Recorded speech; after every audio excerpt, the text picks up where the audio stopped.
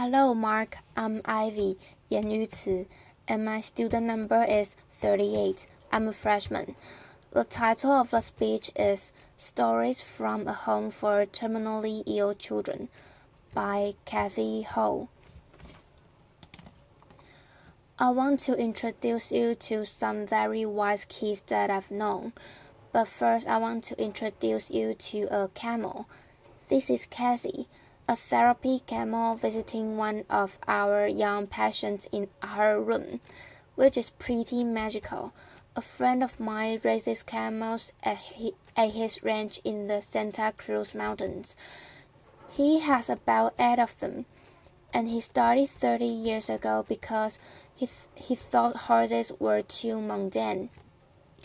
John is an out-of-the-box thinker, which explains why the two of us have been such good friends all of our lives. Over the years, I've convinced him to shuttle those sweet furry beasts up to hang out with our sick kids from time to time. Talking to John, I was surprised to learn that camels have an average life expectancy of 40 to 50 years.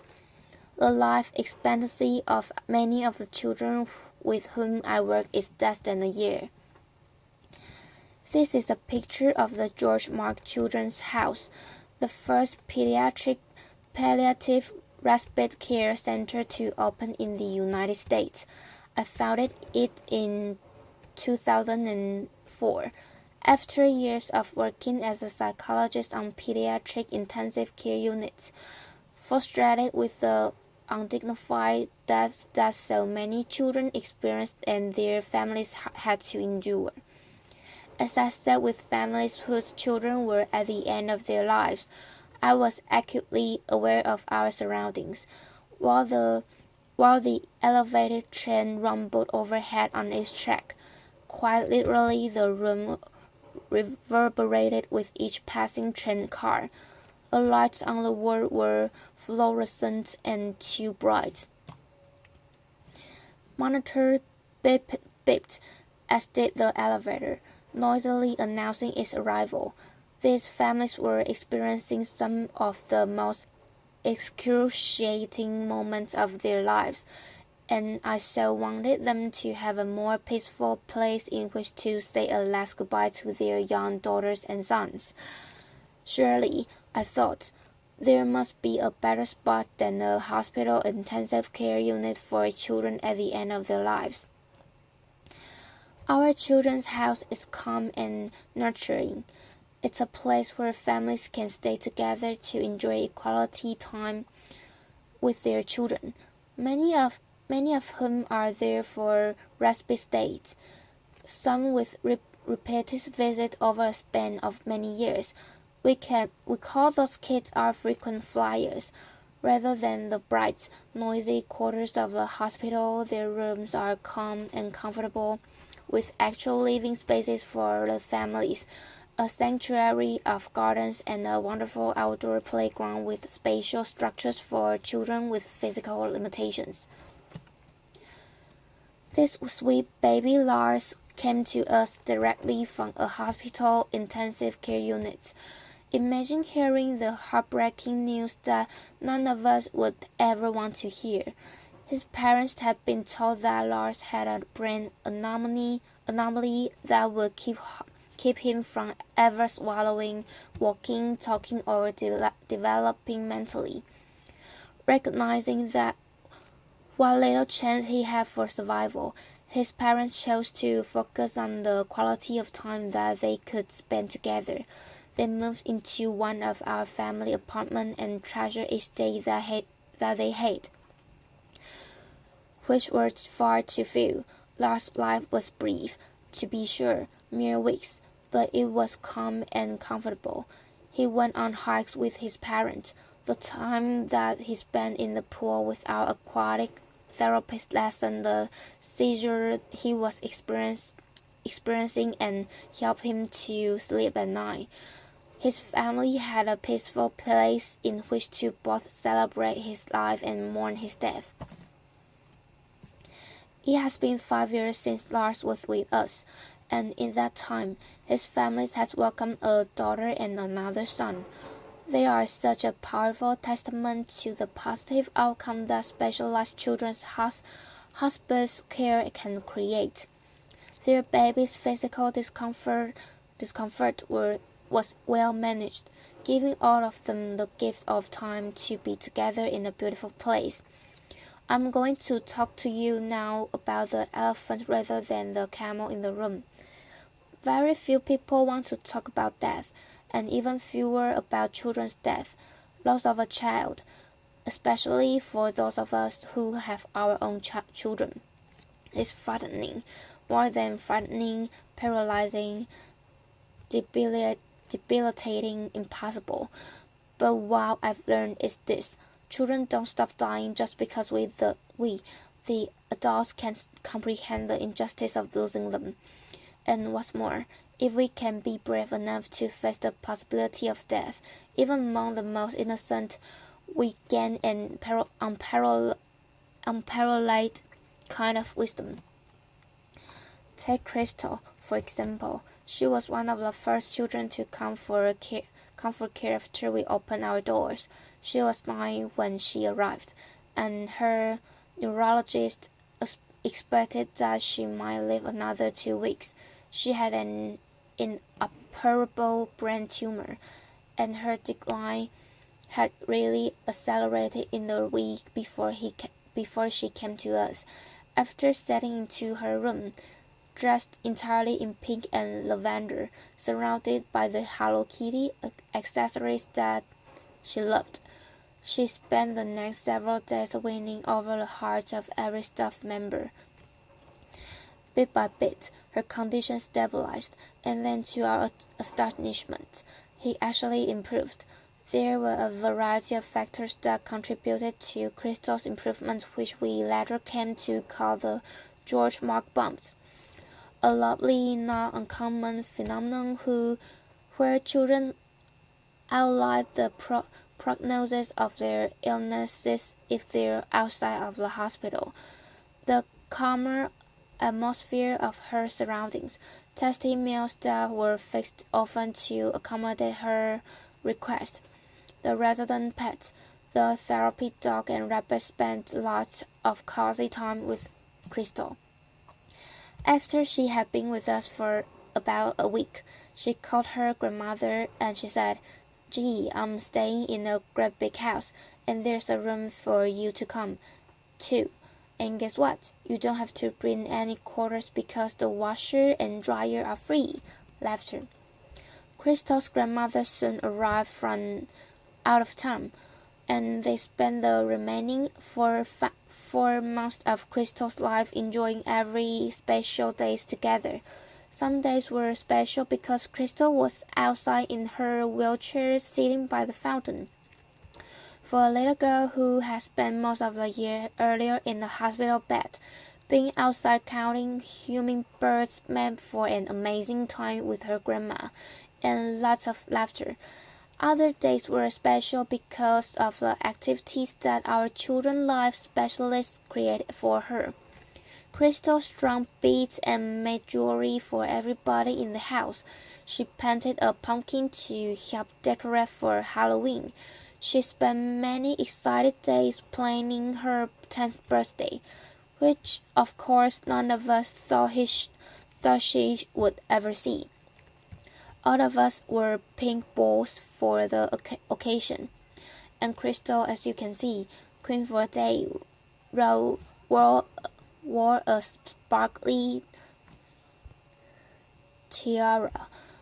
One hot morning, I arrived at work and Crystal and her partner in crime, Charlie, greeted me with some help. They had set up a lemonade and cookie stand outside the front door, a very strategic location. I asked Crystal the price of the cookie that I had selected, and she said, $3. Laughter. I said that seemed a bit high for one cookie. Laughter. It was small. I know, she acknowledged with a grin, but I'm worth it.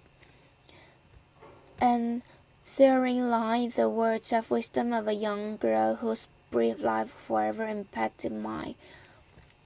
Crystal was worth it, and shouldn't every children whose life is shortened by a horrific illness be worth it? Together, all of us today can offer that same specialized care that Crystal received by recognizing that children's respite and hospice care is a critical component missing from our healthcare landscape. It's also interesting to note that we are able to provide this care at about one-third of the cost of a hospital intensive care unit, and our families don't see a bill. We are ever grateful to the supporters who believe in the important work that we are doing. The truth is that my colleagues and I and the parents and other family members who get to experience this special wisdom are in a unique position. There are only two freestanding pediatric hospices in the United States, although I'm happy to report that based on our model, there are 18 others under various stages of development. Applause. Still, most of the children who die in the United States every year die in hospital rooms, surrounded by the beeping machines and anxious, exhausted adults who have no other options but to say goodbye under those harsh institutional lights and among virtual strangers. For comparison's sake, the United Kingdom, which is a country with about one-fifth the population of the United States and about half the size of the state of California, has 54 hospice and respite centers. Why is that? I've asked myself that question obviously many times. My best guess is that Americans with our positive can-do attitude have the expectation that our medical care system will fix it. Even though it may be a childhood illness for which there is no cure, we go to extraordinary measures to keep children alive when in fact the greatest kindness that we might give them would be a peaceful, pain-free end of life. The transition from cure to care remains a challenging one for many hospital physicians whose training has really been about saving lives, not about gently guiding the patients to the end of life. The death of a sweet baby for whom we cared at the end of her life certainly captured this dichotomy when he reflected that there are a lot of people to help you bring an infant into the world, but very few to help you assure a baby out. So what is the magic ingredient at George Mark? The complex medical diagnoses that bring our young patients to us mean that their lives have often been restricted, some to a hospital bed for a long period of time, others to wheelchairs, still others to intensive courses of chemotherapy or rehab. We make the practice of ignoring those limitations. Our default answer is yes, and our default question is why not? That's why we took a young boy who wasn't going to live for another baseball season to Game 5 of the World Series. That's why we have a talent show put on by the staff and kids for family and friends who wouldn't be enchanted by a young boy playing a piano piece with his feet because his arms are atrophied. That's why we have a prom every year.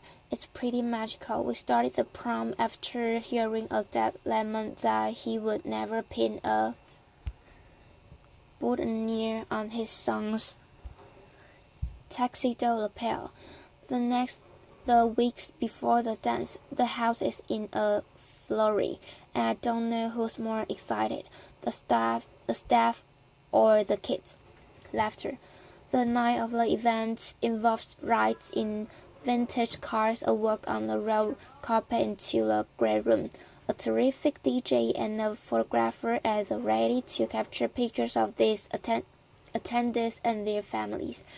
At the end of evening this year, one of our young, delightful teenage girls, Kathleen, said to her mom, "That was the best night of my whole life."